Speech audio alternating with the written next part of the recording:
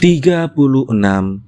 Anthony van Leeuwenhoek 1632 sampai 1723. Anthony van Leeuwenhoek, sang penemu mikroba, dilahirkan pada 1632 di kota Delft, Belanda. Dia dilahirkan dari keluarga kelas menengah dan sebagian besar hidupnya dihabiskannya sebagai pejabat pemerintahan rendahan. Penemuan besar Leeuwenhoek ini terjadi karena dia menikmati mikroskopi sebagai sebuah hobi.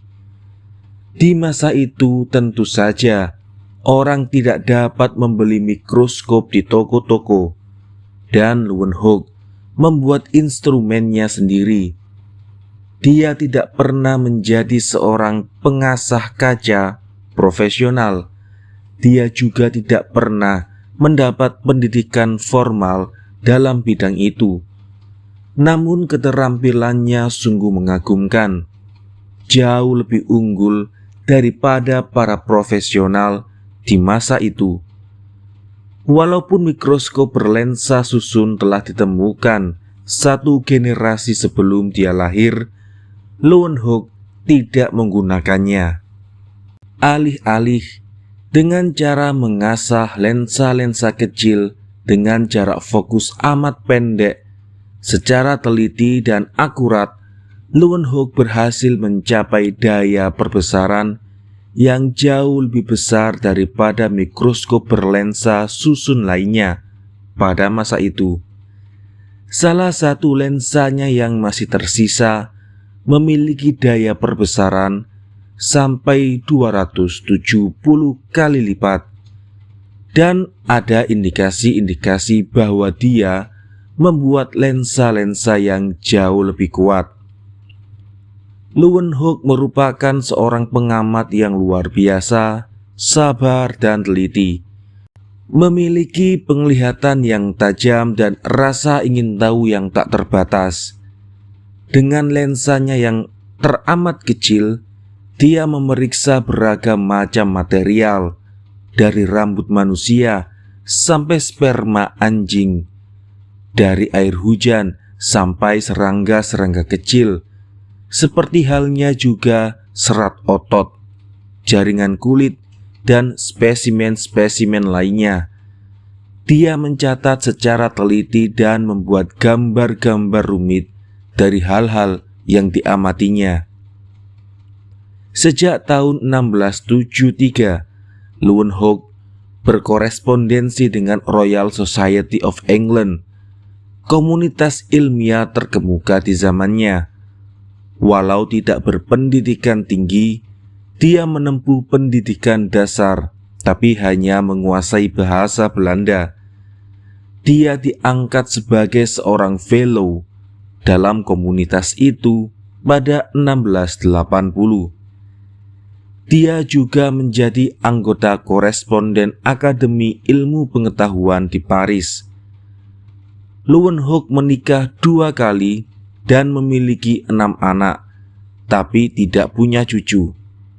Dia menikmati kesehatan yang prima dan masih sanggup terus bekerja sampai akhir hidupnya. Banyak bangsawan mengunjunginya, termasuk Tsar Rusia, Peter Agung, dan Ratu Inggris. Dia wafat pada 1723 di Delft pada usia 90 tahun. Leeuwenhoek membuat banyak penemuan penting. Dia orang pertama yang menerangkan soal spermatozoa 1677, dan salah satu orang pertama yang menerangkan tentang sel darah merah. Dia menentang teori bahwa bentuk-bentuk kehidupan yang lebih rendah muncul secara spontan dan menyajikan banyak bukti untuk mendukung pendapatnya. Misalnya, dia mampu menunjukkan bahwa kutu berkembang biak dengan cara yang sama dengan serangga bersayap. Penemuan terbesarnya terjadi pada 1674 ketika dia pertama kalinya membuat pengamatan pada mikroba. Ini salah satu penemuan yang menjadi soko guru dalam sejarah umat manusia. Di dalam setetes air, Leeuwenhoek menemukan sebuah dunia baru, dunia yang sama sekali tidak diduga keberadaannya, penuh dengan kehidupan.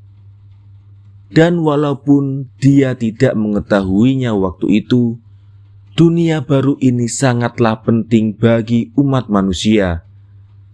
Sebenarnya animal cool sangat kecil, yang diamatinya kerap memegang kunci kehidupan dan kematian manusia. Saat mulai mempelajarinya, Leeuwenhoek menemukan mikroba di banyak tempat: sumur dan kubangan, air hujan, mulut, dan usus manusia. Dia menerangkan berbagai jenis bakteri, selain juga protozoa, dan menghitung ukuran mereka. Penerapan penemuan besar Leeuwenhoek belum terjadi sampai masa Pasteur, nyaris 2 abad berikutnya. Bahkan seluruh pengetahuan tentang mikrobiologi secara praktis terkubur sampai abad ke-19 saat mikroskop yang lebih kuat dikembangkan. Karena itu, kita bisa berargumen bahwa walaupun Leeuwenhoek tak pernah dilahirkan dan penemuan yang dilakukannya tidak diketahui orang sampai abad ke-19, kemajuan ilmu pengetahuan tidak akan banyak terhambat.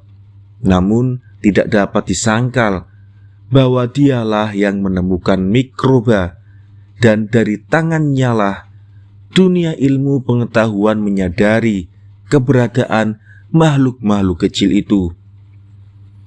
Leeuwenhoek kadang dianggap sebagai orang yang tersandung pada penemuan ilmiah penting secara kebetulan.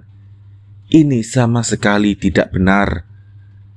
Penemuan mikroorganisme olehnya merupakan konsekuensi pembuatan mikroskopnya, yang menghasilkan kualitas tanpa tanding pada masa itu, dan juga karena kesabaran dan akurasinya sebagai seorang pengamat.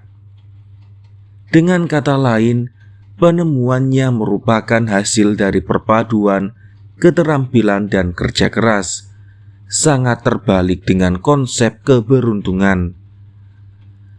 Penemuan mikroba merupakan salah satu dari sedikit penemuan ilmiah penting yang dihasilkan oleh satu orang saja. Leeuwenhoek bekerja sendiri. Penemuan mikroba sama sekali tak terduga.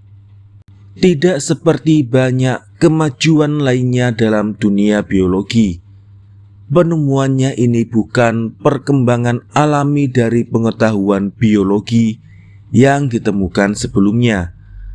Faktor inilah, selain pentingnya penerapan penemuannya, yang membuatnya layak menempati peringkat tinggi dalam daftar ini.